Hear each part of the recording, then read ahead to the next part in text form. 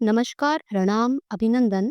मैं पारुल अग्रवाल मित्तल आप सभी के समक्ष उपस्थित हूँ आज अपने इस यूट्यूब चैनल पर और प्रस्तुत करती हूँ अपनी पहली कहानी जिसको आवाज़ दी है रंजना बंसल जी ने। तो सुनिए मेरी पहली कहानी। कहानी का शीर्षक है मलाल। कहानीकार हैं पारुल अग्रवाल मित्तल जी, अलीगढ़ से। कहानी कुछ इस तरह से है।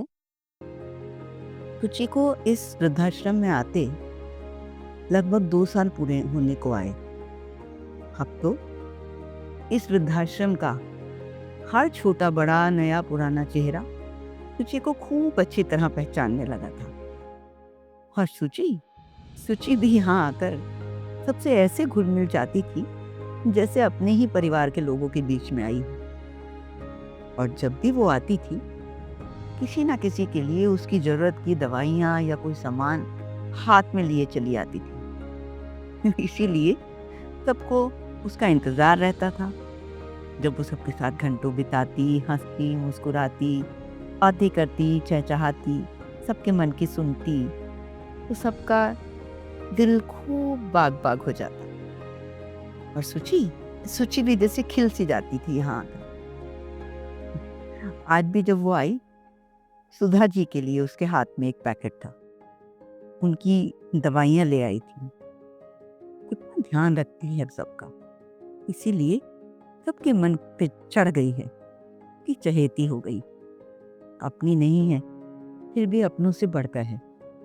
वृद्धाश्रम का हर वो बूढ़ा और उपेक्षित बुजुर्ग जो अपने परिवार से दूर यहाँ एक दूसरे में परिवार खोज रहा था, इन्होंने सुचि को भी अपने परिवार का एक सदस्य बना लिया।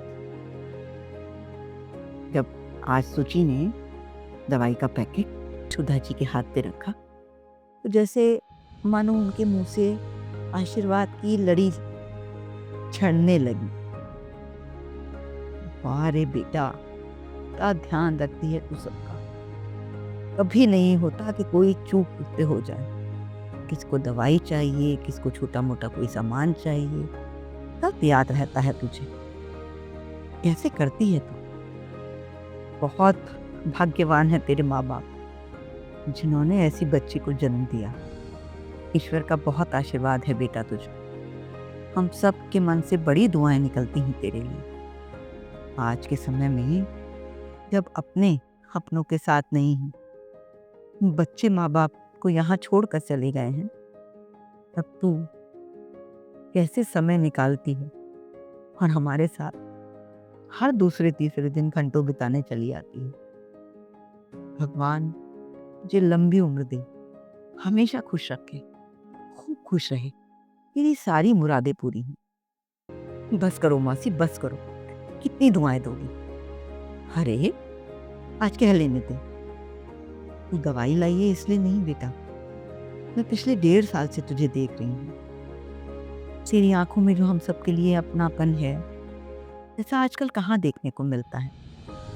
सचमान, तुझे देखते ही हम सबके चेहरे खिल जाते हैं। और सच तो ये है कि जब तू आने वाली होती है, हम सबको तेरा इंतजार रहता है कि आ जाएगी वो। कितना अजीब सा रिश्ता बना दिया ना भगवान ने हमारा। सच कह रही हूँ मासी, मुझे भी आप लोगों से मिलने की बड़ी तलब होती है। लगता है कि रोज आ पाऊँ, लेकिन कभी कभी ऑफिस का काम इतना आ जाता है, इसलिए हफ्ते में 2 चक्कर तो लगा ही लेती हूँ। चलो खैर, कैसी हो आप? मैं ठीक हूँ, लेकिन सच कहती हूँ, मेरे माँ बाप के ऊपर फक्र होता है। उन्होंने ऐसी बेटी को जन्म दिया, ऐसे संस्कार दिए। सुनसी, अब बस करो, इतनी दुआएं मत दो। अरे ऐसा क्यों कहती है? दुआएं तो मन से निकलती हैं। मैं जानती हूँ, लेकिन आप कुछ और बात करो। तुझी मेरी तरफ तो देख, ये आंखें क्यों भर आई तेरी? कुछ नहीं मौसी, बस ऐसे ही।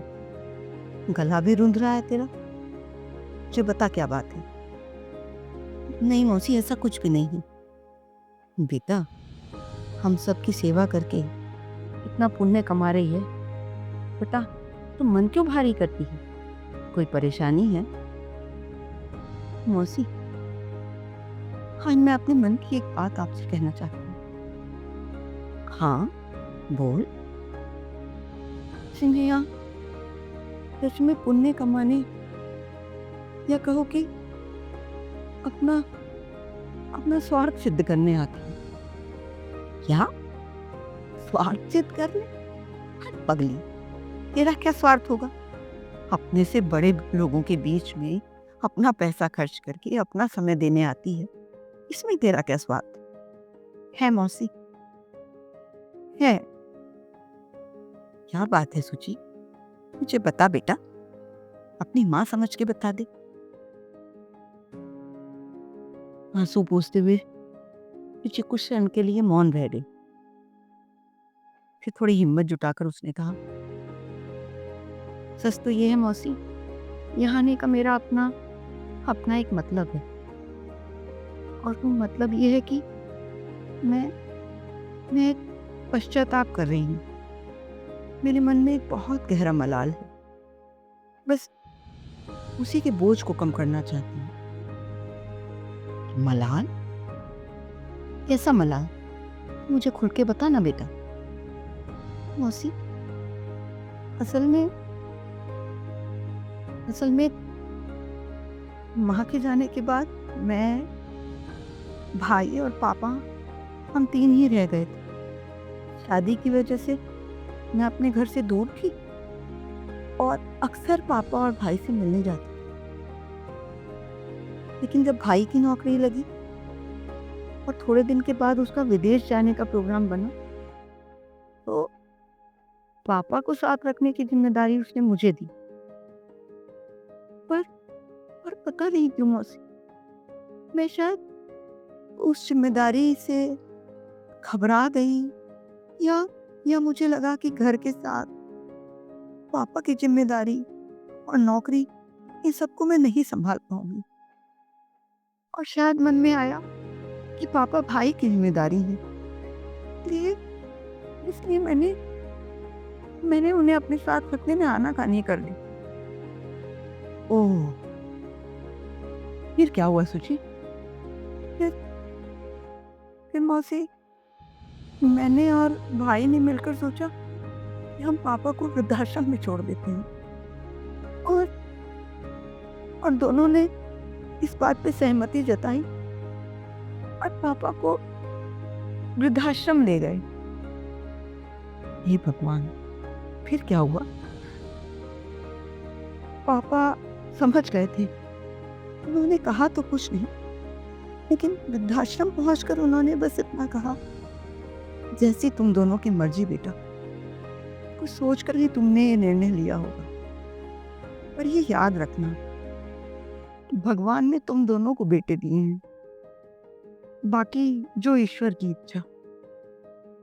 मौसी, मैं बता नहीं सकती, वृद्धाश्रम में पापा को छोड़ने के बाद वहां से लौटते समय मैं कैसी अधमरी हो गई थी। मेरे दिल के इतने टुकड़े हो गए थे कि शायद मैं आज तक नहीं समेट पाई। मन मन बहुत उदास था, या ये कहो ग्लानि से भरा हुआ था। पापा के वो शब्द कान में बिजली की तरह बार बार कौंध रहे थे। घर भी आकर मेरा किसी काम में मन नहीं लगा।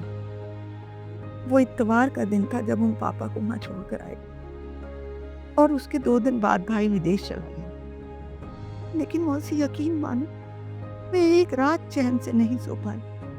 मैं न खा पा रही थी, न सो पा रही थी। मेरा मलाल मुझे अंदर ही अंदर साल रहा था। और फिर मैंने निर्णय लिया कि अगले इतवार को, यानी 1 हफ्ते बाद, जाकर पापा को अपने पास लेकर आऊंगी। जैसे भी होगा मैं उन्हें अपने साथ रखूं। आखिर वो पिता हैं हमारे सपनों के लिए, हमारी खुशी के लिए उन्होंने कितने त्याग किए हैं। बस यही सोचकर मौसी, मैं शनिवार की रात को चैन से सो पाई थी। और अगले दिन सुबह बड़े मन से तैयारी कर रही थी कि पापा को जाकर लेकर आऊं। ये तूने बहुत अच्छा सोचा बेटा। इसीलिए मैं कहती हूँ, ईश्वर तुझे हमेशा आशीर्वाद देंगे। नहीं मौसी, नहीं देंगे। अगले दिन जैसे ही मैं तैयार हुई, मैं ये कहो तैयार होकर निकलने ही वाली थी कि फोन फोन पर वृद्धाश्रम से एक संदेश आया। उन्होंने कहा, "आप अपने पिताजी को आकर ले जाइए।" ये अच्छा रहा सोची, पिताजी ने तुम्हें माफ कर दिया और वो खुद ही तुम्हारे पास आना चाहते थे। नहीं मौसी, नहीं। वृद्धाश्रम से संदेश आया था कि अपने पिताजी की बॉडी को ले जाइए। ओह, हे भगवान! हाँ मौसी, हाँ। यही मलाल मुझे अंदर ही अंदर घुन की तरह खाए जाता था। इसीलिए इसीलिए मैंने यहाँ आना और आप लोगों से मिलना शुरू किया कि अगर कहीं पिताजी मुझे देख रहे होंगे तो मेरी इस गलती को, इस पाप को क्षमा कर देंगे और मैं इस पश्चाताप से उबर पाऊंगी। बेटा, जो हुआ बहुत गलत हुआ। पिछले 1.5 साल में अपनों की उपेक्षा और अकेलेपन को झेलते हुए मैं खूब समझ पा रही हूँ कैसा लगता होगा तुम्हारे पिताजी को। लेकिन बेटा, जो तुम कर रही हो वह तुम्हारे पश्चाताप का एक बहुत बड़ा काम है।